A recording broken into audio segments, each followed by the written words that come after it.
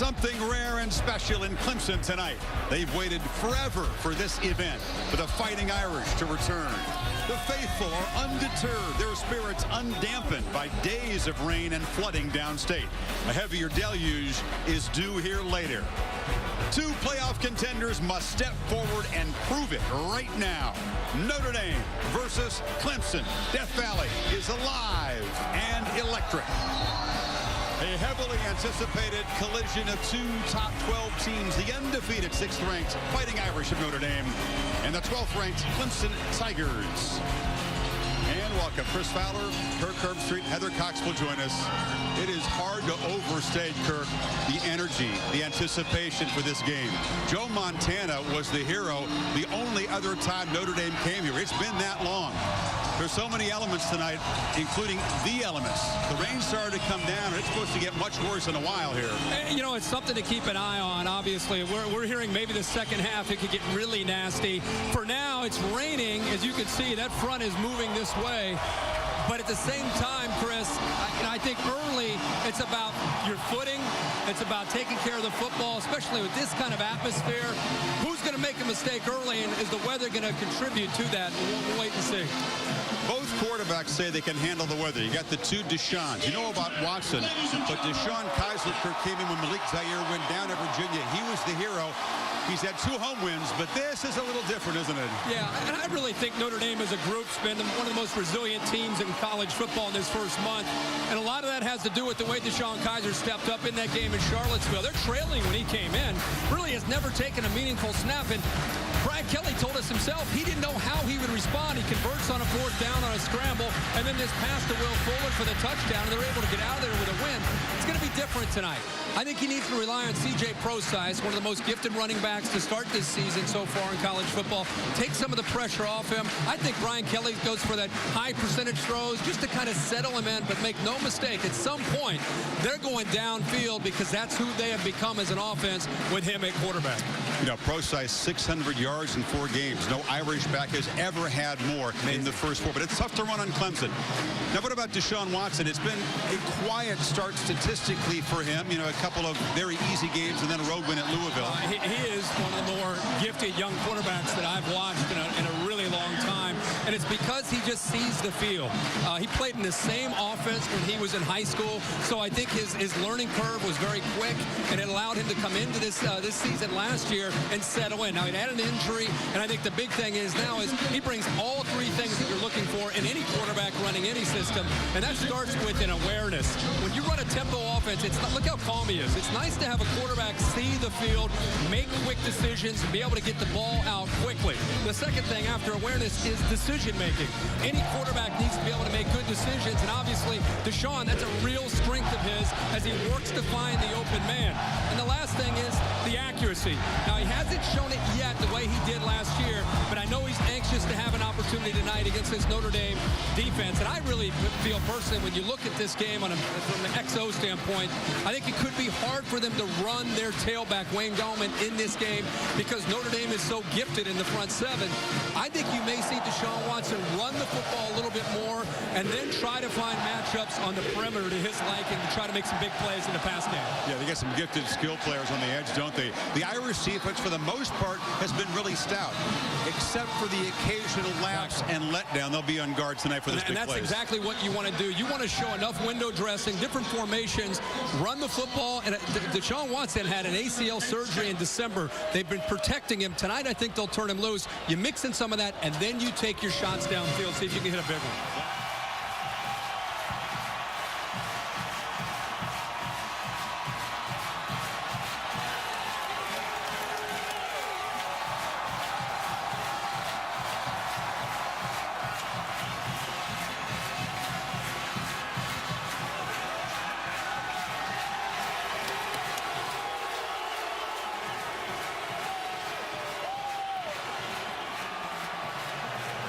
Heather Cox is on the sidelines with Brian Kelly. Heather? Chris, thanks so much, Coach. We talked about the difficulty preparing for this environment, especially with an inexperienced quarterback. What have you seen today leading up to this moment that gives you confidence in DeShaun Kizer? Well, it wasn't very loud up to this moment, so we'll see what happens. But, you know, he's a pretty poised kid. He's a mature kid. He knows what to expect. he's going to have to go in there and command the offense because it's not going to get any quieter out here. So his play will help. Obviously, if it plays well, we'll keep it quiet, but, you know, he knows what he's in for. And Coach Kelly, we knew this weather was coming. You guys practiced with wet footballs all week, but how does this weather affect the way that you call this game?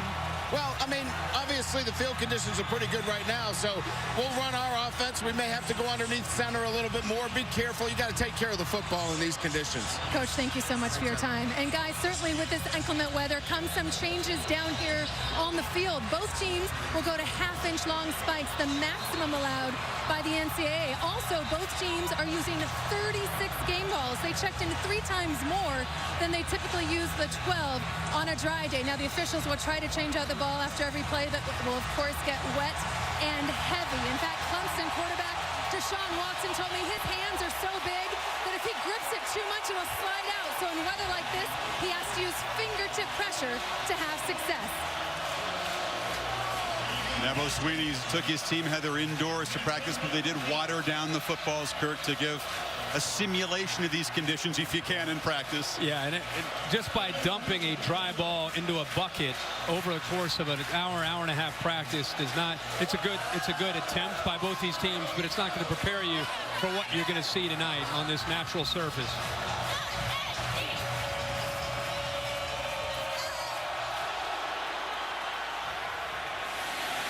Short kick, and the fine receiver, Artavis Scott, from the 5, has a crease, and breaks out across the 35. So DeShaun Watson, the preseason ACC Player of the Year, goes to work right now. It's important for both these quarterbacks to settle in, and that's the play callers on both sides know that. With the weather like this, the emotion, DeShaun Watson typically stays very calm. That's his, you know, the trademark on him, even though he's very young, is only a sophomore. But I look for them also to take some chances on this first possession if they get the opportunities. We talked in the open, Chris, Notre Dame's been giving up some big plays, and Clemson wants to try to take advantage of that despite the weather. Look at this, Kirk. First play, empty backfield and 5 receivers for Watson. And he takes off up the middle. Watson breaking free across midfield, flashing the speed down the sidelines and driven out. Good call, Coach Herbstreit. Yeah, we talked about him in the open about running the football. It could be a tough night to run the ball, but look into numbers. There's no linebackers. By having the 5 receivers out wide, it left nobody in the middle. The middle linebacker, Joe Schmidt, brought a blitz from the right, but they got to the left and ended up showing what he can do. His knee is healthy. They told us they were going to turn him loose, and on the very first play, a huge gain for DeShaun Watson. 38 yards. Now it's Gallman, the hard-running, steady tailback who muscles down to the 20-yard line. Gallman is a sophomore from Georgia who just doesn't quit on runs. No, and I tell you, the footing and the traction in the trenches. We've watched games, you and I, all afternoon, and one of the things that came up was watching the linemen. You think about the receivers and the quarterback and the ball, but it's really the linemen and being able to get leverage and pushing a 300-pound body and trying to get it to go where you want it to go. The advantage you would think would be Notre Dame. Watson's got it. And he just throws it away. It's an offensive line that has no starters back from last year. Ryan Norton, their center, was the only returning starter, but he has an MCL sprain. So there's a couple of veterans up there, a couple of young guys, but no second-year starters. No, and I think because of that, they rely on tempo to be an equalizer. This is a similar offense that you see when you watch Auburn, or it's a similar offense that you see when you watch Ole Miss. They rely on the tempo and some of the trickery to be able to be kind of offset the athleticism and the speed and size of a defense. The guy to watch is Sheldon Day on the defensive line, number 91. Scott's in the backfield on 3rd and 5 when they flip it to him in the flat, but he had to spin around, makes the man miss, gets a first down, and dives to the 12-yard line. It's kind of an example right there of what they asked from their offensive linemen on a screen pass out there. They're just trying to get in the way. There wasn't anybody who came up with a big block, but they shielded the Notre Dame defense from him, and the athletic ability of Scott gets the first. And now Gallman takes the handoff on first down, gets the edge, and dives down near the 4-yard line. Clemson executing well on this first possession in the rain. No doubt about it, and some good blocks up to the top. Area that they feel they have got to dominate. Forget about in the trenches, out on the perimeter. halftime peak, the receiver and Leggett, the tight end, were flexed out to the top of your screen and both picked up nice blocks. They need 2 on 2nd down. Watson had trouble collecting this snap. It was an awkward handoff to Gallman, who loses a yard as number 91, Sheldon Day, the All-American. Yeah, and he's going to be in the backfield the entire game, and Clemson realizes that. Very fortunate to somehow secure this football and then get it into the hands of Gallman. Well, that was a great job there by Watson to be able to get his hands on the football, slippery football, and get into the hands as Sheldon Day got penetration. They're 3rd down after the loss. They need 4. Watson rolls out, flips it in the flat. Catch made. Jordan Leggett dives for a touchdown.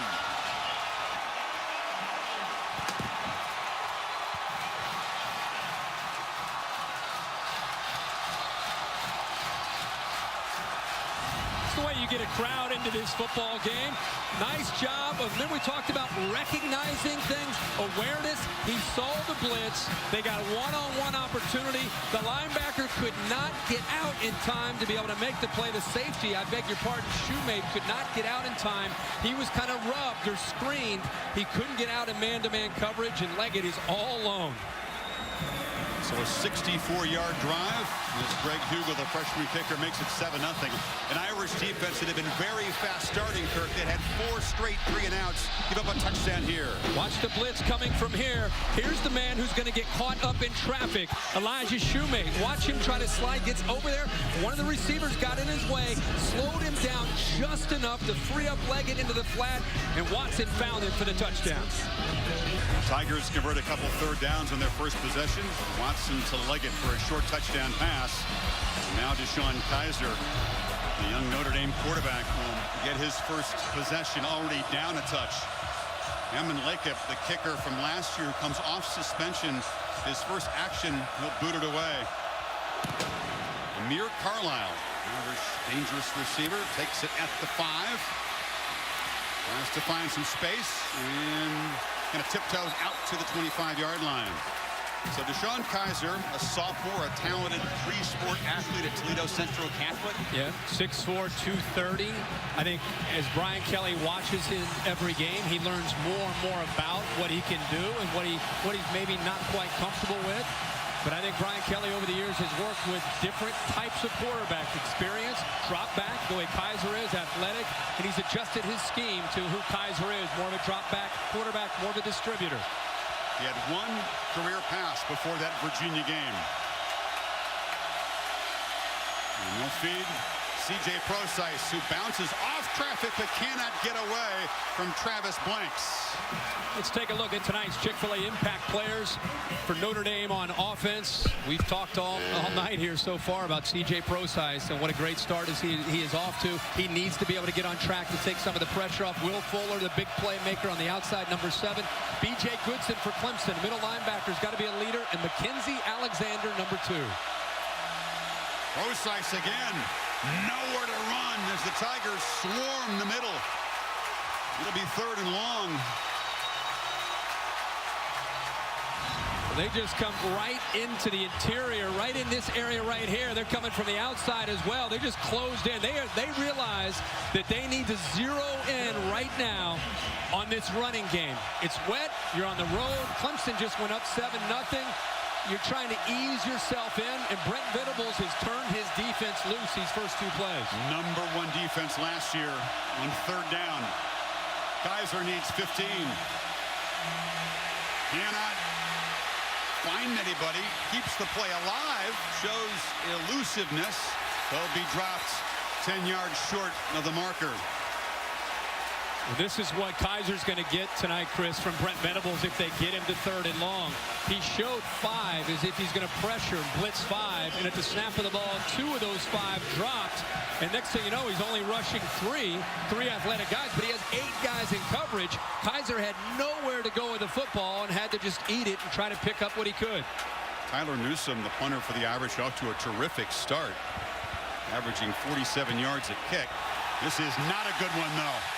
Off the side of his foot, and they'll spot this ball back in Notre Dame territory. They're still marching down that sideline to the 40. Wow. So Newsome had been rock solid. 52 yards a punt last week. Shanks one for 15. Clemson back in business, up a touch. The Irish defense had only allowed 6 points in the first quarter this season. A touchdown by UMass on the final play of the quarter. They're used to getting off the field quickly. Now they're under some pressure here, Kirk. Clemson takes over after the shank at the 40. Well, Clemson deserves a lot of credit for the way they started the game with that opening drive, but Notre Dame has got to settle in. They need somebody to make a big play here to kind of get the momentum swaying the other way. You know, Gallman is stopped immediately as Jalon Smith, the freaky all-world linebacker, jumped in the hole. We're talking about somebody's got to make a play. You would think Jalon Smith, number 9, Sheldon Day, 91, and then you have Joe Schmidt, the leader, kind of the glue of the defense, 38. Those are their playmakers up front. Smith forced a couple of fumbles against Georgia Tech that loomed very big in that Irish home field win. On 2nd and 10, play action. Watson fires downfield. Catch made. Hunter Renfro, the sure-handed possession receiver, beat Kavari Russell. Boy, the thing that stood out to me in these conditions is he gets outside. They're blitzing him, but how about the hands of Renfro in these conditions? High points the ball and makes the catch in front of Russell. 24 yards puts the Tigers right back in the red zone, and Watson, initial traffic inside, tries to bounce it and does dive forward for positive yardage. Jalon Smith grabbed him. When you see him do that, again, we talked about his awareness and understanding of the offense. They'll give him, like almost any offense in college football today, they give him alerts. They'll give him a run and a pass on the same play. And if you just have 4 down linemen and 1 linebacker in that box area, he's going to more than likely pull it down himself and run the football. That's where the quarterback run game, which hasn't been a big part of Clemson's attack these first 3 games, tonight it will be on display, and it's to give them the numbers advantage. I thought maybe they might take the tempo down a bit with the wet football. Not so far. Watson, slant. Scott fights free and walks in. A 1-2 punch from the Tigers. And the Irish on the ropes early.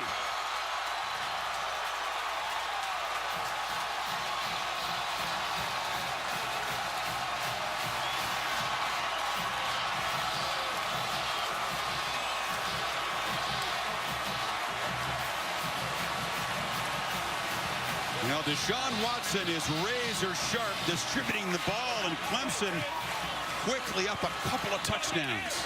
I think this is the DeShaun Watson that Clemson fans saw a lot last year of, and he hasn't quite played that way, and especially in their game a couple of Thursdays ago against Louisville. But here's just recognition, soft coverage, be able to get after a low snap balls right on the money that gives Scott a chance to protect himself, keep his feet to be able to get into the end zone. But it's the timing and awareness by Watson that was superior.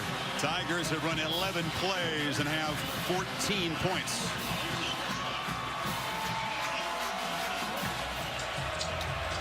So Clemson scoring in its first 2 possessions, sandwiched around a 3 and out for the Irish.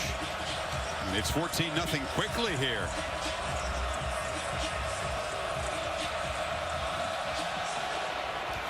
Wake up to C.J. Sanders at the 3. He's free. Sanders finally wrestled out at midfield, so good field position for the Irish. But Brian Kelly and his young quarterback down 2 touchdowns. What now? Well, first he's thankful that he got a huge return here by Sanders, who took one to the house last week against UMass and has tremendous speed for a true freshman and has a great feel to how to make plays in the open space. Looked like potentially face mask, but a good no call. And you're right. Now you've got to settle down, and I think the big thing is, in this situation, you usually like to turn to your guy. Who's my go-to guy? Your go-to guy is C.J. Prosise and Will Fuller. You've got to be able to get them going here, get a first down, and kind of just stop the bleeding and just be able to settle into your game plan. First down attempt for Kizer, delivers near side. The catch is made by Amir Carlisle. He's wrestled out of bounds. Wow. Swamp is alive, and so is Death Valley. Prosise, just no running room so far. Shaq Lawson, junior next great defensive lineman at Clemson on the tackle. And a guy to keep an eye on tonight. He'll be matched up a lot with the All-American Ronnie Stanley, the left tackle from Notre Dame. But again, early in this game, that Clemson defensive line, all new starters this year, getting after that Notre Dame offensive line. Irish need 6 on 3rd.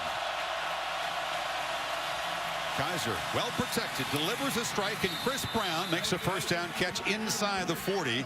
Brown, the senior from here in South Carolina. Two things that stood out to me. Number one, the offensive line picks up pretty exotic look. There's some pressure, but they pick it up. They give him time. And the other thing is he felt that pressure, but he didn't allow it to affect his vision. He settled in, showed some composure, and distribute that football for a first down. Lawson, the defensive end, downfield to make the tackle there. Procise. This is a guy that's averaging 150. Notre Dame's had 5 straight games of 200+ yards rushing, and they're just trying to get out of the red here in the running game. The problem you have, again, is they're going to make Brent Venables, the defense coordinator from Clemson. It's pretty easy what his plan is. They've put 8 men at the line of scrimmage right now against just 7 blockers. So they have an extra man, and they're basically telling Brian Kelly, your quarterback and your receivers are going to have to beat us, and until they do, we're going to continue to stack the line of scrimmage. Kizer on the move, takes his first downfield shot and throws it over the head of Chris Brown. I think Clemson feels very, very good about the matchups on the perimeter, and we've got some great matchups. Tankersley, who was tested there, and he's been tested all year against Chris Brown, but the real matchup is Will Fuller, number 7, against Mackenzie Alexander. We're talking about 2 guys that have bright futures, and Alexander is following him at this point all over the field, whether he's on the left or the right, to the field or to the boundary. Now they're at the bottom of the screen on 3rd down. Yeah, he's a brash shutdown corner. Teams rarely test him. We'll see how that matchup unfolds tonight. Tigers show some pressure up the middle. Irish pick it up, and Kizer delivers. Incomplete. Delivered a hard shot that Brown couldn't gather on a wet night. It's going to be tough on his receivers. It sure is. And I couldn't tell if Ben Boulware, who was rushing, number 10, got a hand on this football right there. No, he did not. Ball's coming in just fast, hot. And it was tough for Carlisle to be able to secure that. It would have been a first down if he came up with it. You know, he was a pitcher. What did he throw, 94, 95 in high school? Sometimes the changeup's better, right? Yeah. Justin Yoon, he's a true freshman kicker from Nashville. He's 4 for 6 on the young season. This from 46 yards. And he shows why he's one of the top kickers in the country. Good Nashville product. Booms it through. Irish on the board, still down 11. The Irish come away with a field goal. This is Justin Yoon on a wet track. Into the wind. Yeah. Into the wind, tough conditions, freshman. Team's down 14 on the road. You need points. Drills it. This is a ritual that Scott Daly, number 61, the long snapper, and the holder have after every made kick. Yoon, born to parents of Korean descent in Ohio, then moved down to Nashville. And not only Chris is it points, but it kind of just slows things down a little bit for Notre Dame, just to get points on the board. This is Scott, a yard deep. They fake the handoff, and Scott has a little room. Chased down from behind at the 29-yard line by Nick Coleman. There's some confusion. Watson looked like he wanted to hand it off. Gallman wasn't ready to take the ball, but they still get 6 yards. Well, you know, there was confusion, but he didn't give up on the play. He takes a turn to the right. Gallman goes to the left, and he says, I'm not going to get the ball in there. I'm just going to follow him. He ends up picking up 5 yards. You don't want confusion with a wet football down there inside your 10-yard line. Backed up to your own goal line. Nursing on a lead in the final seconds of the first quarter. So Clemson scored quickly, led 14-0. The Irish tack on a field goal. Back after this message and a word from your local ABC station. Still backed up at the 10-yard line. Wins at their back now. And the handoff work in the middle, and this is why Gallman is loved by the offensive lineman. He just doesn't quit. Heather Cox, as the weather changed down there, give us an update on the wind and the rain. What I can tell you is the rain has remained steady. It is expected expected to rain a good 2 to 3 inches throughout this game and get worse in the second half. But, Chris, what has changed is the wind has certainly picked up. It's gusting about 10 to 15 miles an hour, and it's expected to gust up to 25 miles an hour at times. So that could definitely play a role. As to the field, it's in beautiful condition. A multi-million-dollar drainage system installed a few years ago before their last, or excuse me, since their last rain game, and it's holding up great. Coming around the edge is Scott, and he's got about 9 yards. It's amazing they haven't had a rainy game here since 2009. It really is. It's one way to test that field out, that multi-million-dollar system that they have to try to keep this field dry, at least give them some traction and chance to be able to make some plays. I'll tell you, Artavius Scott has some live legs tonight for this Clemson offense. Pistol formation. Watson gives it to Gallman. It's another first down run as he's wrestled down hard there by Max Redfield, but they move the chains again. I've been really impressed with how Jeff Scott and Tony Elliott, the co-offensive coordinators, have decided to come into this game running the football, because if you look at the two sides, Notre Dame's defensive line and their two linebackers, Schmidt and Smith, and you look at the offensive line, you see a big advantage for Notre Dame. But here in this first half, boy, they have been able to control and neutralize Sheldon Day, and they're finding some room to run. Watson looking for room to run. Now he'll backpedal and just lob it out of bounds. Yeah, Chad Morris, who was given a lot of credit justifiably for running this offense, took off for SMU to become the head coach. Scott and Tony Elliott, two former Clemson playmakers, now sharing the play calling duties. Scott told us that Elliott is sort of the overall play caller, does a lot of the run calls, and Scott does the pass plays. It's an interesting arrangement. It is, and I always get concerned when you hear co-coordinator, because you really want to know who's calling the shots, who's the guy that's trying to take control of this, not to mention fill the shoes of Chad Morris.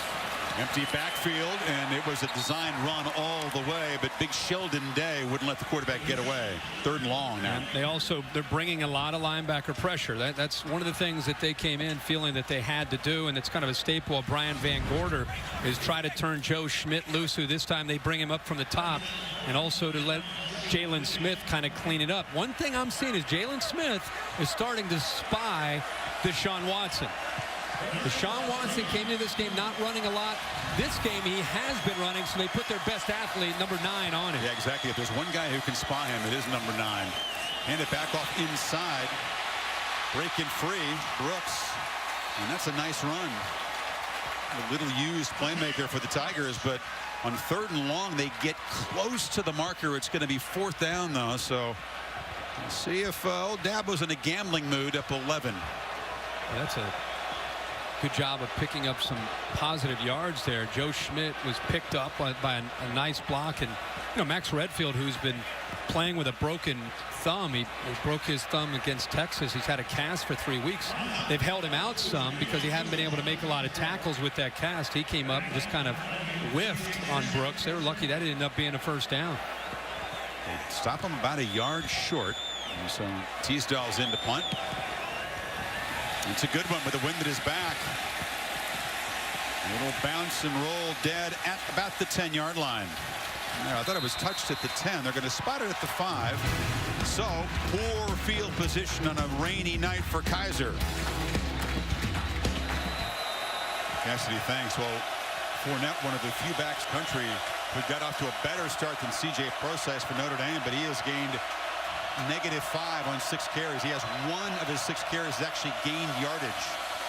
He's got it again, and that's the run of the night so far for Notre Dame. And the reason is, we've talked about 1st and 10. What Clemson's defense has done tonight is they're crowding the line of scrimmage, and they're shooting gaps with linebackers and safeties, and they're winning that battle. They're willing to take chances against a young quarterback because they assume that Procise is going to get the ball on early downs. They're leaving their defensive backs isolated one-on-one. I think the guy we have not called yet, and I'm sure Notre Dame fans at home are saying, where is Will Fuller? Whether it's a quick screen or something. Number 7's got to get his hands on the ball. Kizer nowhere to go on 2nd and 5. Travis Blanks came around the edge. Yeah, Fuller with 22 catches coming in. There's an injury for that Clemson defense. It's Austin Bryant, the true freshman backup defensive end, being helped to the trainer's table. we can talk all we want about what's wrong with Notre Dame's offensive line. Why aren't they giving pro-size room? But again, it's the scheme, and right now it's the way they've crowded it and taken advantage of that athletic ability. Venables bring some heat right now? No, I don't think he will. Yeah, you're right. They only rush 4. Kizer has some time and completes it on the far side there. Torrey Hunter Jr. spins across the 30. So that time, with plenty of time, Kizer makes a good throw. Well, he motions him over, and he has soft coverage on 3rd down. That's one of the few times we've seen soft coverage, and it's a mismatch with Boulware trying to stay with Hunter. He locks in, he finds him, and again, when he has time to throw and he sets his feet, he's going to put the ball on the money. Let's see if they go play action here and give Fuller a chance. Kizer, and lots of time now, backpedals, throws it across the middle, a completion, and then a hard hit after an 8-yard gain. Jayon Curse delivered this shot there in Carlisle. I just cannot get over this presence that Kizer has. And we got an offensive lineman that was down. At least he is up now. Watch Kizer here. I mean, this is incredible. He's waiting and waiting and waiting, and then just buys enough time here to be able to eventually find his man. He's got some open receivers. He's just having a hard time locating them. Around the end is Hunter. He takes a hit, but he makes a first down. 2 minutes to go in the half. And at the same time, you know Brian Kelly, the one thing about him, and he even said to us this week, we've got to be patient. We've got to be patient on the road with our play calling. It's a 4-quarter game. It's a 60-minute game. We're going to stick to our game plan. Kizer tried to get it to Fuller, and Mackenzie Alexander was all over him and gives him a wag of the finger. That's part of his game, and not necessarily something that everybody loves about it. No, but it kind of fires him up, and he also likes to try to get in the head of the guy he's going up against, and he's going up against Will Fuller. This is the matchup. He's kept Fuller quiet tonight so far. Oh, almost intercepted across the middle of Boulware, had his hands on it as Kizer didn't spy him. Well, Boulware has had some chances, and I think he's learning as the game goes on. Watch the eyes of the quarterback. He does a good job of looking off, and then once he locates his tight end, Wisher, who he wants to go to, I don't think he ever saw Boulware just waiting there and kind of waiting for that throw. He was fortunate he got away with one there. This is what Kelly was fearing. Another 3rd and long against this Tiger defense. Boulware shows pressure up the middle. They pick him up.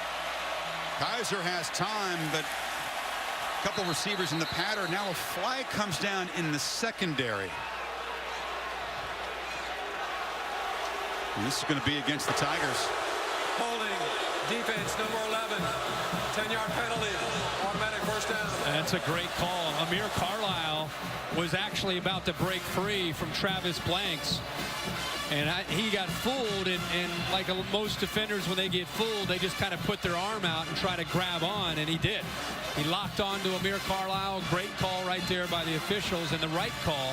But one thing I'm starting to see is Clemson's secondary moving after the snap and fooling Kizer. He had a wide open Will Fuller that time because Mackenzie Alexander bailed, and he had a curl route for a first down, and he never even looked that way because he lined up the way he is right now in press and then bailed like he is now. There's a first down throw, far side, way over the head of Fuller. That's exactly this time. I don't know if somebody sent a message in. Mackenzie Alexander's showing press, and then as the ball is snapped, he's bailing, which means we have the underneath routes if we want them. He missed the last one on 3rd down. That time he came back to him and just missed the throw. Get the thoughts of John Saunders, Mark May, and Mac Brown on this game. All the happenings on a busy Saturday. The BMW halftime report is coming up. Minute 29 till the break. Clemson had the Irish at 3rd and 10. 2 penalties gave them the first down. And they've now moved into Tiger territory. Let's see if Alexander does it again up here. That's a great matchup. Does he bail? Kizer has the ball, goes downfield for Robinson, who makes close to making the catch in his hands.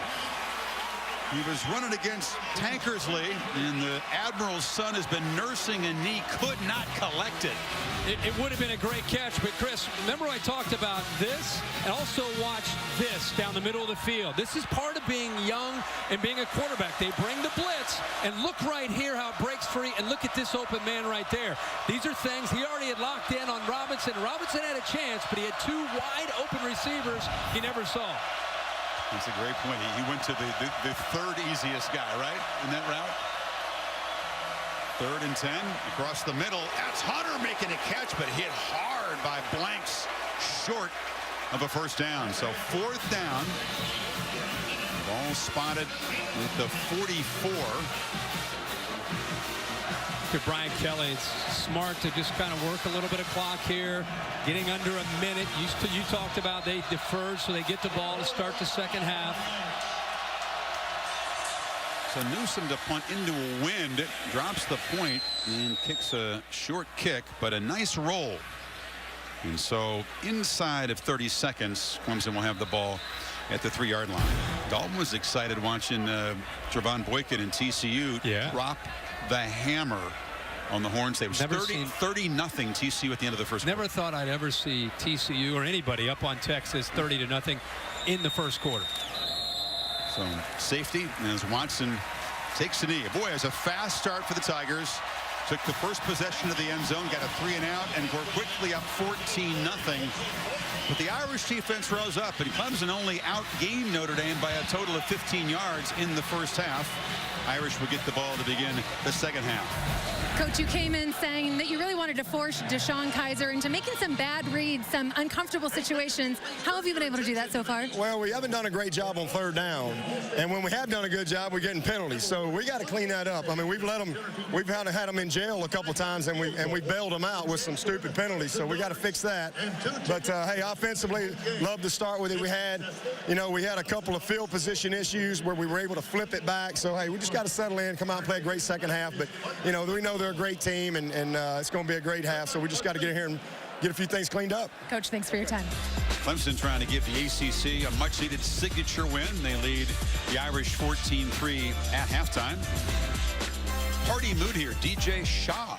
We have a live DJ here. Keeping it going here. Is it a quick start to the party for Clemson? They had those quick 14-point lead, but the Irish methodically kind of getting back in it, Kirk. This is an offense for Notre Dame that's been hitting a lot of home runs in the first 4 games. A lot of chunk plays. 7 touchdowns of 50-plus, but only one really explosive play tonight, and it was a scramble by Kizer. What can they do to create more of those plays? Well, they came into this game, their bread and butter is C.J. Prosise in their running game, and on the early downs, we talked a lot in the first half. Clemson is anticipating run on 1st and 10, and I think that's where the chunk plays could come in the second half for Brian Kelly. They're going to end up running the ball. They're going to want to run the ball because that's who they are with Kizer at quarterback. But I think 1st and 10, you got to take a few shots against man-to-man coverage and count on Will Fuller and the other receivers getting separation against that one-on-one coverage and making a play. Robinson had a chance to make a play, couldn't collect a ball at the goal line. Fuller had a big drop on a 3rd down play at midfield. Did not help the quarterback out. It's tough conditions for receivers with a wet football. But Clemson's receivers have had few problems, relatively speaking. Especially early.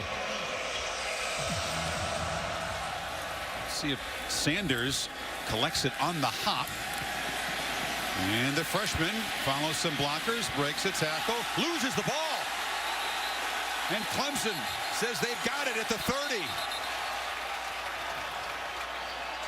The kicker, Lakip, who comes off a suspension, came flying down there, may have knocked the ball loose. I think he did. I mean, he knocked it. Wow.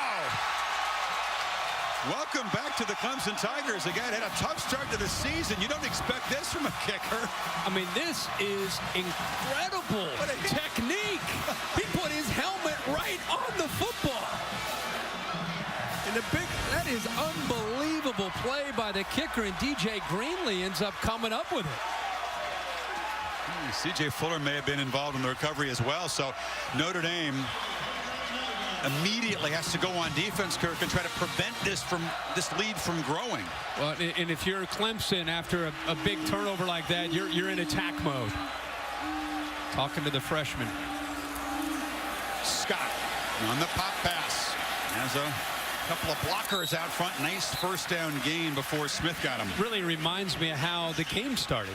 Clemson got the opening kickoff. They had a nice return and a big run to start the game by Watson, and they got the Notre Dame defense on its heels, and they became the aggressor early in the game, and now they get a turnover here to start the second half, and right away they're in aggressive mode.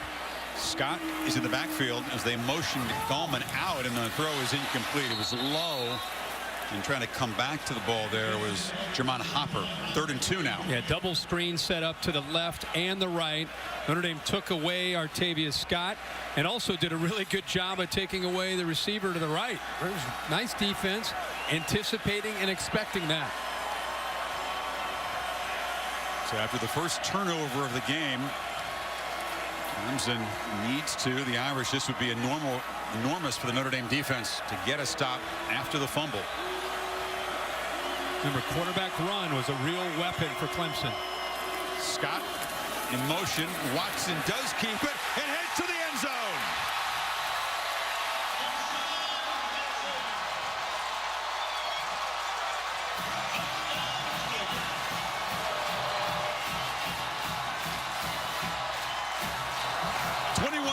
Kirk, as you're right, the second half begins much like the first did. Yeah, they kind of went away from it, which was surprising, but the early part of the first half, we saw a lot of runs from DeShaun Watson, and here on a crucial 3rd down to start this second half, you get exactly the look that they want. Again, this guy, he doesn't run the ball the way Taj Boyd used to with the physicality, but he hits a crease, and he's got the speed to take it to the end zone. So Watson has thrown for 2 and now run for 1. He's got 72 yards on the ground. And it's all because of this fumble. Great job by the kicker causing it. Clemson jumps on top of it. And a couple plays later, big 3rd down. DeShaun Watson calls his own number, gets the look that he needs, the blocks, and into the end zone. So Watson touchdown run builds the cushion to the Tigers' biggest of the night, 18. Lakeup the kicker. They're going to keep C.J. Sanders on the return team. And there'll be no return this time. So the Irish thought they would get the ball. Kirk down 14-3. And now a fumble. The ball is loose, scooped up by Curse. A second turnover. And Clemson a chance now to blow this open as the Irish self-destruct. Ben Boulware knocked the ball loose. Curse recovered it. Terrible night for Procise.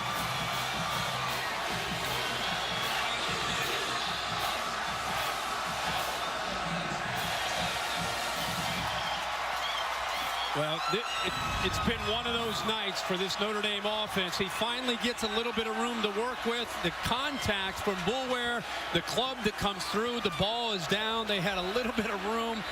And there's the safety Curse jumping on top of the football. I was going to say they get the ball, you think, down 11 to start the second half.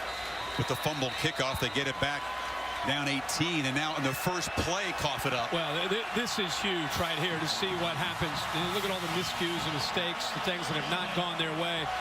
But this is big, and I think Dabo Swinney and his offensive coordinators, they sense an opportunity here. Let's see if Notre Dame's defense can step up. Now, they lob it down deep. Peak. Juggled it. Luke was defending, and it's picked off. See, I got to say something. You're down 21-3, right? Isn't that the score? Yeah. It's 21-3. and you just make it a play, and you're still talking to the crowd. I mean, you made a great play. You're trying to get the ball back to your offense, and you're worried about looking up to the crowd and giving them the sign. I just don't understand that. We see that all over college football and NFL football. It makes no sense to me. You're losing 21-3. So anyway, besides that, it's a great play. He's in position. The ball was just thrown up. It's one of those plays where you hope your receiver is going to go and you just throw it to a spot. And he threw it to a spot, and Luke actually did a nice job of anticipating it, got in position to be able to go up and make the play. But he just needs to be happy they got the interception, and now he hope the offense goes down and scores. I thought Peak was in good position. Luke has both of the picks the Irish have made this season. Procise knocked down after 9 yards. Heather? Well, it looks like that bike did C.J. Prosise some good. He's been stretching out that left quad and staying on that bike to try to keep it warm. He's definitely got a pull there, but obviously will continue to play. Also, his quarterback, DeShaun Kizer, cramping in both calves, continues to stretch those out. Just went up to both of his receivers and said, "We've got this. We've been here before," referencing the Virginia come from behind win. Thank you. Prosise trying to spin free, spins again, and gets a first down to the 40. They were not down 18 to Virginia. No. It's a big difference. Yeah, and they weren't playing this defense, but you can understand what Heather's saying about, hey, we've been here before. The only difference, I would say, you're down 3 possessions, and at this point, I'm not feeling any urgency. Like, do you know what I'm saying with Kizer? Right. You know, you're only going to get the football back so many times, and you're going to need to start to.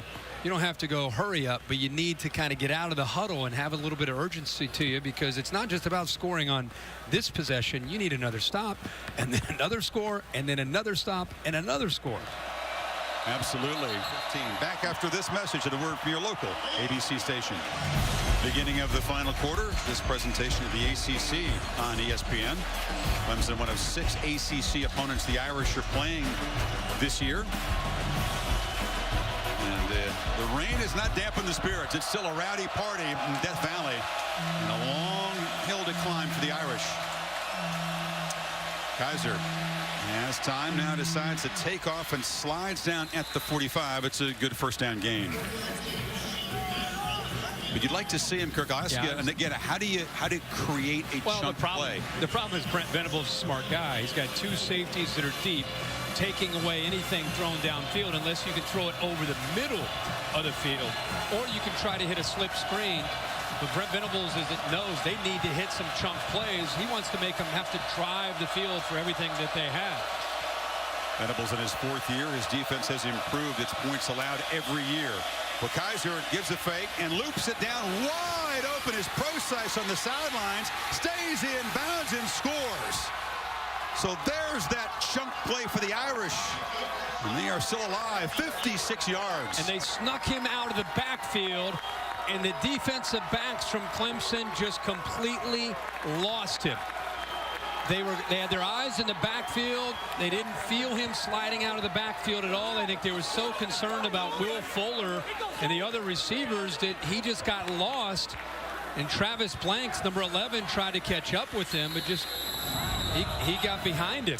Prosise is right here, and you're going to see one receiver go here, another receiver go here, and that's what really occupies the defense. You also have a safety right here, Green, who's tied up. I think he might have been the one that had to be responsible for Prosise, but look at the eyes in the backfield right here. Nobody really keeping an eye on Prosise sneaking down the sideline, and then by the time they react, he's got the speed after making the catch to be able to get into the end zone. But they just simply lost him. Too much focus on the receivers. Let's see what Kelly cooks up after that nice little play. You talk about how smart Venables is. Kelly kind of tricked him that time. Well, yeah, exactly. But on that 2-point conversion, you waste a timeout. It looked like they had 10 players out there. I think he was waiting on Corey Robinson to be out there. Prosise to the right of the quarterback, and Robinson goes in motion. Kizer looks that way, throws it to the tall guy who can't get it. Robinson is 6'5", and that went off his hands again. And he put it exactly where the big man could go up and climb the ladder and make the catch. He just wasn't able to hold on to it. Irish score in the big play, but not a real good sequence for Corey Robinson. Turkey pointed out he wasn't on the field. He had to spend a timeout, and then a very catchable pass. Yeah, I mean, that's big to be able to get this game within 10 points. And I think Brian Kelly not only upset about the drop, I think it has more to do with having to burn a timeout on a 2-point conversion in a game where you're trying to play catch-up. You need all 3 of those timeouts. Newsome boots it. Fuller and Green are back. This is Scott taking it across the 30-yard line. And Watson back out there off his 4th interception of the season, throws it near side, and the catch is made by Ray McLeod, and the freshman out across the 40 is near the marker. Ray McLeod is going to become the next great one, you would think. A true freshman out of the Tampa area. He, along with Artavius Scott. Think about Artavius Scott, Clearwater. Ray McLeod is Tampa. Kane from Deion Tampa. Kane from Tampa. And who opened the door? Sammy Watkins from Fort Myers. They try Gallman, who cuts back inside, breaks the tackle. Gallman, the midfield. And finally chased down inside the 25-yard line. Max Redfield saved the touchdown, but Gallman gets loose for his biggest run of the night. You know, giving up big plays, that theme kind of continues. There's some poor tackling, great effort here by Gallman, but boy, Kamari Russell's got to be able to make that play. He was right there and just kind of got his hands on him, but didn't secure the tackle. And all of a sudden, Kirk, after that 33-yard run, Gallman's closing in on 100 yards. He's got it again. And not get the edge. His run down there by Shoemate for a loss. This defense, you know, it's been on the field a lot. It's been tested, and it's really surprised me, to be honest with you, to see this defense give up some plays in the trenches. I mean, they have coming in, I think they had a great deal of confidence in how they matched up. But there have been times where we've seen, even in the second half, that offensive line has kind of asserted themselves, and they're not in a hurry at all as they work that clock. C.J. Fuller, he's the freshman back in the game now. We got 3 running backs who go by C.J. in this game. Davidson, Fuller, and of course Procise, in a place where C.J. Spiller may be one of the great Clemson players ever. Dabo's thinking of C.J. Spiller. If he's that good, we got to find a few more. Give me every guy named C.J. who's a running back. Well, yeah. It's 3rd and 10 now. Tigers have been a little bit more efficient tonight on 3rd down. 5 for 11. And this is Watson now, a safe play in the rain. He keeps it and makes a nice gain. I was just going to say, you're up by 12, and it's not just about converting and getting a first down. It's about trying to give yourself a chance at a field goal to go up by 15 points. You go up by 15 points, and now Notre Dame, it's a 2-possession game. They've got to, again, score the touchdown, get a 2-point conversion, and then score another touchdown. So it makes a lot of sense what Dabo Swinney did there, just running around the left side. Clearly, this kicker likes it from the left hash. And see if he can convert to give them the 15-point lead.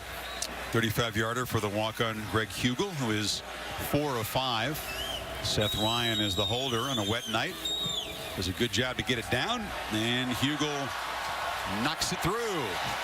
So 10:56 to play, and the Tigers are back up by 15.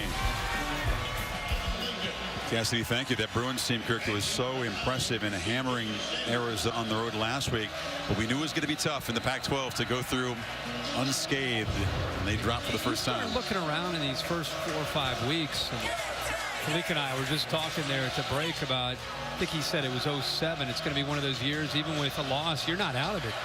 No. Teams are going to lose. It's a short kick, very short kick into the wind, fielded. And the Irish are going to have decent field position out of the 36-yard line as Doug Randolph, big defensive lineman, got his hands on the football. Kizer has good protection, steps free, now decides to take off. And the big fella loses the ball.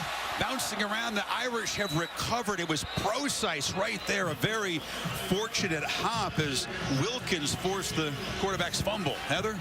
Chris, you guys are talking about conditions. Well, Clemson's defensive end, Shaq Lawson, just switched out shoes as you see this fumble going on, guys. He actually went from a molded cleat to a half-inch screw-in, doing everything in his power to get better footing, better leverage on this very sloppy night. Heather, thank you. Heather reported earlier that Lawson left to have a sleeve put on his knee. Kizer has time, flips it off again, and it's a wide open Chris Brown. And the Irish are beginning to find some space in the secondary. Brown runs through a couple tackles and finally out of bounds. Blanks forced him out, but they're inside the 15. You're gonna see a crisscross here from Notre Dame wide receivers, and Bullware 10's gonna get caught up in some traffic, and there's Brown clearing underneath. Good job again. He needs time for these plays to develop, but how about Chris Brown after the catch, getting some blocks downfield by Fuller and picks up huge yards. He got 33. Exactly what Notre Dame needed, trying to strike quickly here. Procise came out of the backfield. Kizer looked that way. Now dances free. It's inside the 10. Cuts back inside the 5. It'll be 2nd and a yard. Irish knocking on the door again. Now you're starting to sense some urgency from Kizer. You ever seen a guy that hasn't played a lot of football at this level in this kind of atmosphere have such composure in the pocket? There's Blanks. Blanks has been kind of just been hobbled here in the second half. And of course, he's had 2 ACL surgeries on the same knee over the last few years.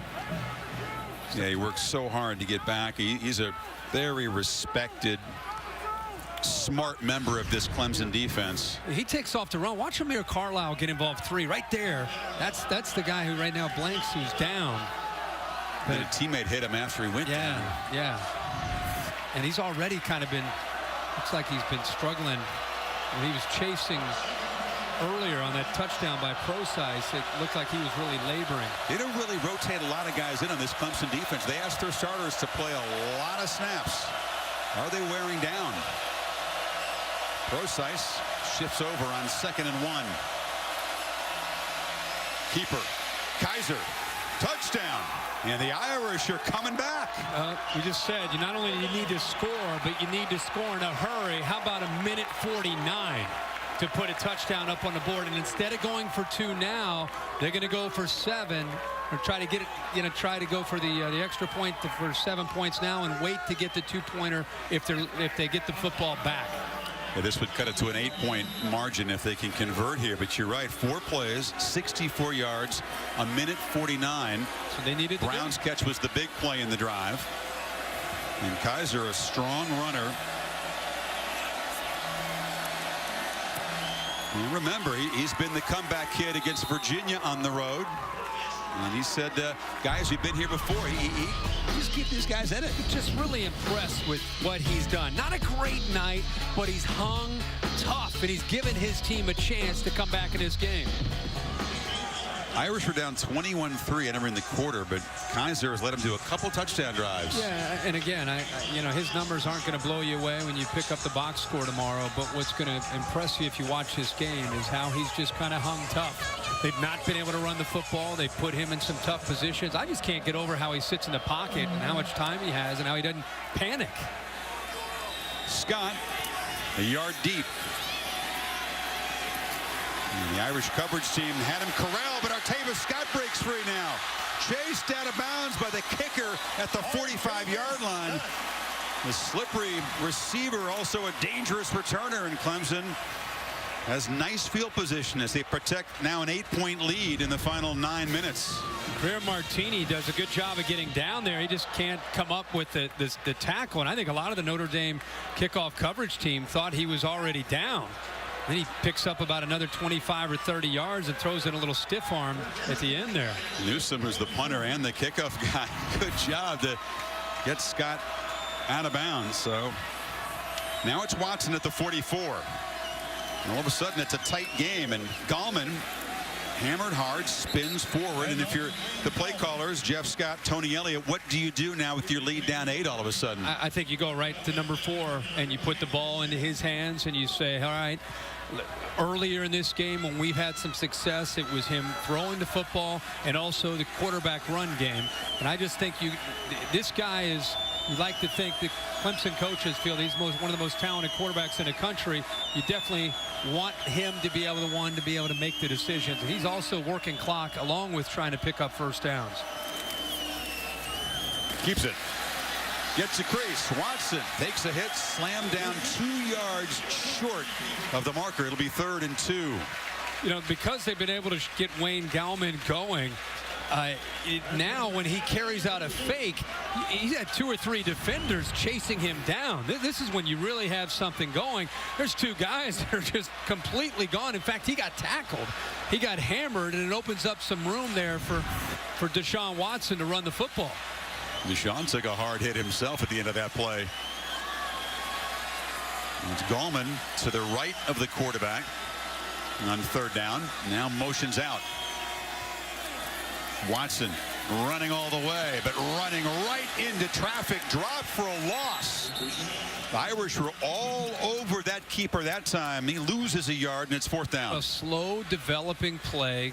He's waiting for his left guard, 78, to pull around McLean. Watch how slow it develops. He's waiting and waiting and waiting. Rochelle does a nice job of just kind of fighting the point of attack. There's just nowhere to go. You can see they're able to keep contained. Owalu as well. There's just nowhere to go for Watson. Schmidt and Smith, the two linebackers, converging on the tackle. So 4th and 3. This would be a pretty difficult field goal. It's into the wind. There's a crosswind. He made it earlier from 35, but this for Hugel is from 45 to make it an 11-point game. A low boot, and it hooks. Missed it. So the interception doesn't produce points, and the Irish still down only 8. Empty backfield. Kizer pressured. Dropped. Carlos Watkins joined by Christian Wilkins, the freshman. Well, you have Watkins in there, but look at the entire defensive front four. Shaq Lawson to the bottom there. 90's also involved. The true freshman Wilkins. They had an entire group there. There's closing in on him. Nowhere for him to try to pick up some time. He lost 9 yards. 2nd and long. Kizer flips it short. Brown has running room. And Chris Brown's loose. Tripped up, but into Clemson territory. Boy, how about the speed of Chris Brown on these crossing routes? He's catching the football. It's the exact same route he ran earlier. Picks up a little bit of a rub, and then now he's just leaving people behind him. There's no way Kevin Dodd can catch him in the open field. But how about Tankersley, the corner who's with him? He also gets left. Some serious wheels there by Brown. Procise in the slot in this empty set. They bring pressure. Kizer picks it up again, flips it short. And Hunter makes the catch to the 35, another 1st down. See, with receivers going downfield, that underneath game in their passing game is open because you've got some linebackers that are shooting gaps. Goodson that time and Boulware both came. And if you're not going to get home, you're going to leave a vacancy underneath. Good job of finding it and then just dumping it down for that 1st down. 38 years ago, Joe Montana came in here and engineered a 4th quarter comeback against Clemson. DeShaun Kizer trying to do the same thing. Robinson's in motion. Fuller has the catch on the edge and has some blocks, and he's loose. Fuller swerving to the secondary, down to the 11. When was the last time you watched Notre Dame football with this kind of speed on the perimeter with Chris Brown and Will Fuller both? I mean, you talk about yards after the catch. I'd love to look at that number in the second half alone tonight for Notre Dame. 23 yards as Fuller finally makes an impact, and the Irish now 2.5 to play. 12 yards from a potential game-tying touchdown. They'd need the 2-point conversion, of course. Lob to the end zone. Broken up over there. That was Tankersley knocking the ball out of Brown's hands. He's a quarter that's often picked on because Alexander's so good, but he makes the play there. Yeah, he wants to be able to get this football thrown a little bit further into the corner. That's what the fans from the Notre Dame fans are upset about. Look at that, grabbed onto the jersey. Yeah. I mean, how are you supposed to go up there and make a play when he's grabbing a jersey and pulling him down? By the way, he had Nick Wisher underneath all along. Those underneath routes are open, even down deep in Clemson territory. He flat out missed that interference call. Kizer looks left, dumps it short, catch made, and taking a shot, losing the ball. Clemson's got it.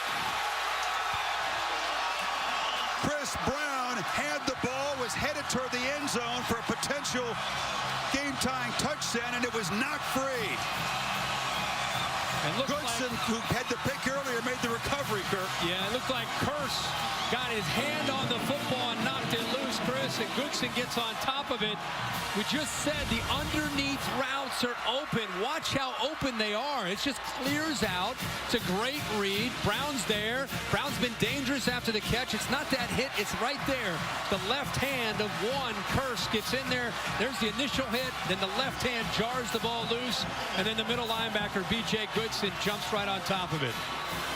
It is the 4th Notre Dame turnover, all of them in the second half. So they've been able to make some big plays, but self-destruction for Notre Dame, and that's a tough one after getting that close to potentially touchdown on a 2-pointer to tie it. Still 2 timeouts remaining for Notre Dame. Got to stop Gallman and get the ball back. And, you know, Brian Kelly knows it's tough with a wet ball, but it's his reaction after the fumble. Well, it's been one of those nights with self-destructing, but this game is far from over. I mean, Clemson's probably a first down away from being able to ice this, but Brian Kelly electing not to use the timeout that they lost when they had to use the 2-point conversion for the timeout with only 10 men on the field. He decides to let the clock run here. Then they're going to try to get stops on 2nd and 3rd down with the timeouts to try to get the football back around midfield. And Watson working the play clock. Snaps it at 4. Gives it to Gallman. Hit hard. Boy, you worry about a fumble almost every time as the Irish make the stop and then do spend that 2nd timeout with 1:19 to go. And 3rd down coming up for Watson. The Irish are thinking, stop them, use the last timeout, force the punt, get the ball in about midfield, maybe your own 45 with about a minute to go. Still time to do what they need to do. On 3rd and 6, a very safe play as Watson keeps it, but does not get much. Unwalu, the linebacker, stopped him, and now they'll spend that final timeout with 1:13. Punt coming up. Yeah, you get into the wind, by the way. Brian Kelly's been thinking the same thing that you and I are talking about. He decided to let that first down play go, called it on 2nd, called the timeout on 2nd and 3rd down. They're going to get the ball with a minute to go without any timeouts, and the way they've been throwing the football, they've got to feel pretty confident that they can execute if they can take care of the football. Andy Teasdall in his end zone, and Fuller is set up at the 45. He'll have a play in it. Takes it at the 41. Fuller down to the 32-yard line, and Kizer and company set up perfectly. 1:05. No timeouts, but a lot shorter drive than they had when they were down at Virginia. And give this Notre Dame defense a lot of credit for hanging in there and doing what they've needed to do to get the ball back to Notre Dame. And now if you're Clemson and you're Brent Venables, don't you think you got to be thinking to yourself, you know what, that underneath crossing routes, it's been wide open. We've been blitzing some linebackers. We've been getting lost a little bit in coverage. It's not just a long throw downfield. It's the underneath route that they've got to, I think, be concerned about. Best starting field position for the Irish.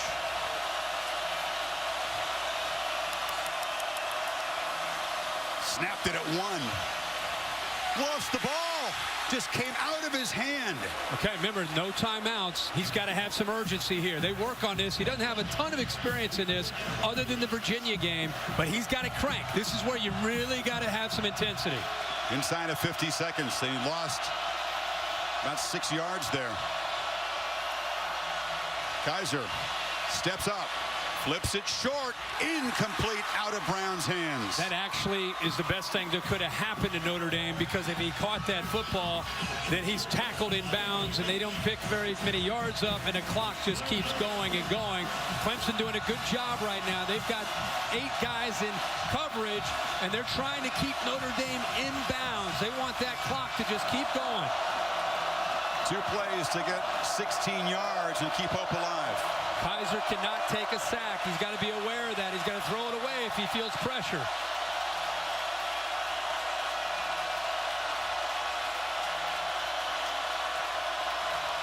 They bring some pressure. Fires, far side, sliding play, catch made. Carlisle's got a first down in the red zone. How about that? They bring that pressure. It's right in his face, and he knows if he takes the sack, the game could be over. He stands in there, he gets the time, and he throws it. Now they're going to fire it to kill the clock. 25 seconds to go. Kelly decisive in asking his quarterback to clock it. Here's the catch. Gets his hands underneath gets the legs involved, whatever it takes to hold on to that football. But I couldn't believe the way he just sat in that pocket and waited for Carlisle to break free. Didn't panic. It's one thing to make the throw. It's another thing not to panic. Does it remind you of a Notre Dame game on the road against the ACC a year ago? A long third down conversion. We were there. For Florida State.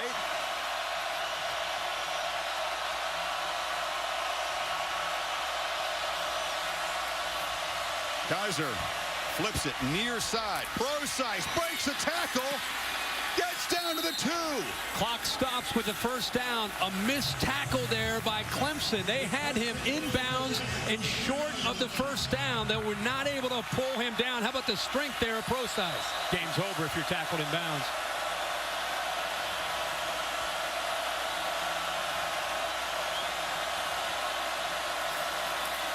Kizer loops it for the end zone. Touchdown! Torrey Hunter Jr. with 7 seconds to play. The Irish are a 2-point conversion away from overtime. Chris, you mentioned last year's Florida State Notre Dame game. How about this? How about this right here? Perfectly executed to open it up. Exactly the same situation, the same side of the field, but this time Will Fuller, give him credit. He looks into the quarterback instead of looking at the defensive back. Perfectly executed by Notre Dame. Ironic, a year later, the exact same corner of an end zone with a game on the line. They still need 3 more yards to force OT. Kizer rolls, runs into traffic, and comes up a yard short. Boulware, Watkins, and the Clemson defense rises up to hold off a furious Notre Dame rally. Interesting call by Brian Kelly, relying on the feet and the legs of Kizer.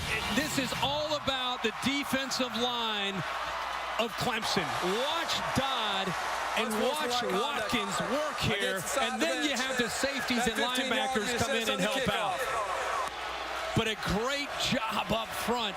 I mean, Kevin Dodd, 98, would not. Look at the extension there against the tight end, Wisher. He just throws him back into the quarterback.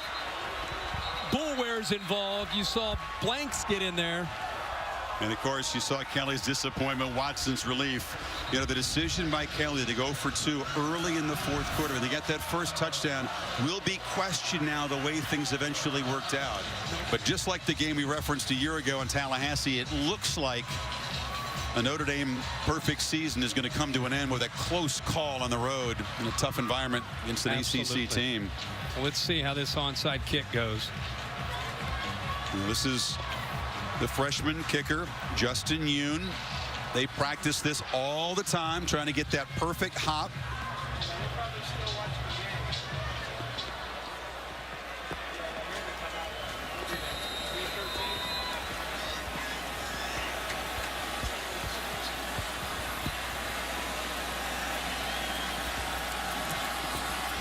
And it does not get the kangaroo hop and is fielded by the Tigers, who are going to take a knee with a hard-earned 2-point victory in Death Valley, their 12th straight home win. That is a very relieved head coach. He's emotional right now. It's a big win for his program. Think about this. In the last 3 years, this Clemson program is now 36-7 with wins over LSU, Auburn, Georgia, Ohio State, Oklahoma, and Notre Dame. He has taken this program to a whole different level, and so what you saw there was not just relief, but just he is so darn proud of his program and what they built here. Yeah, forget the stats. Clemson is outgained big time. Notre Dame mistakes crucial for second-half turnovers, but they played with a ton of heart and resilience on the road.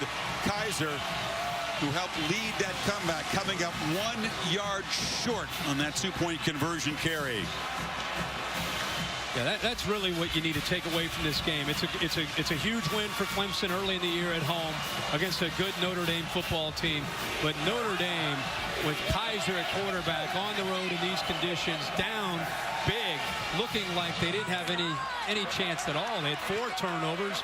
They're outgained by over 100 yards. How in the world is that football team going to have a chance to come back and have a shot at a 2-point conversion and getting it into overtime? But they did it. So give them credit. They can build on this. You saw how emotional Dabo Sweeney was a moment ago. He's now with Heather. Chris, thanks so much, Dabo. Congratulations. What does this kind of a win do for your program? Well, it makes us 4-0, and it keeps us on track for what we're trying to do, and that's, have a great season. Hey, hats off to Notre Dame. We had them down. They fought back. That's what great teams do. Well coached. But, man, I'm just so proud of our team. That's what it's all about.